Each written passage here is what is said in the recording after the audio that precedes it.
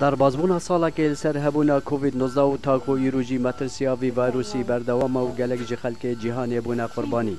زیده باری کارتکنا آبوریل پرانیا سکترین جیانه لپاریزگاه ها دهوگ لوی داویه روش برف باشتره لمترسیا ویروس نو هیه یک جی توجبوین کووید 19 تی آخفتن دست پیک خیزانامه گرد پشینگه هاتا ماجی طبعا المال پشی ما رین مایت ساخلمی و جبجه کنیم ما خو کرینتیک المال ما سردان قطع کرن ما خلق نهلا بیت دفما مروفد ما نهاد ندفما بو ماوی کرینتینی اما خلاص بوی پشی ما درمان خارینو ما خو پاراستیو نچونه ناف خلقی دا ما همی تشتکرن کودا فی سبیل امجه قرطال بین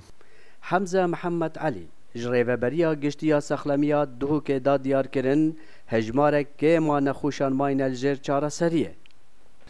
نوکر پارێزگاها دهۆکیە گەرم گشتی بە حەز بکەین ما کێم نەخۆشی تێ بڕاستی کو بلژێ چارەسەریە بن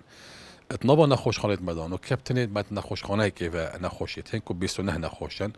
اشوانا روشا 11 نەخۆشم یا خراپە کو بن هەناسەدانە دەستکردن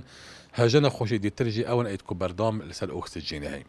ادلایك دي اخفتنا خدا حمزه ویروس پیگوهر نو به مترسی دازانین ویروسینی زیکا بلاوت بیتن عراق دباه راپورتات یاد که 6000 کسی توج بوین پیدا بونا 6000 حالتا دو سه روزه که دا پراستی جه مترسیه مادم گهشته هریما کردستانی جی یعنی مترسیای سر پارزگاه دهو کی جی سر هریما کردستان بگشتی یا هی لورا پیتویه کاچا خلکی برینو که خود پاراست چوا قصد جهت گشتی نت کر بی کما من در نت کتن بیتویه ایدی خلق ورنگی بیتن اگه ورنگی سر در نهی تای کردن پراستی مترسیا بالا بناوی دیزده بیتن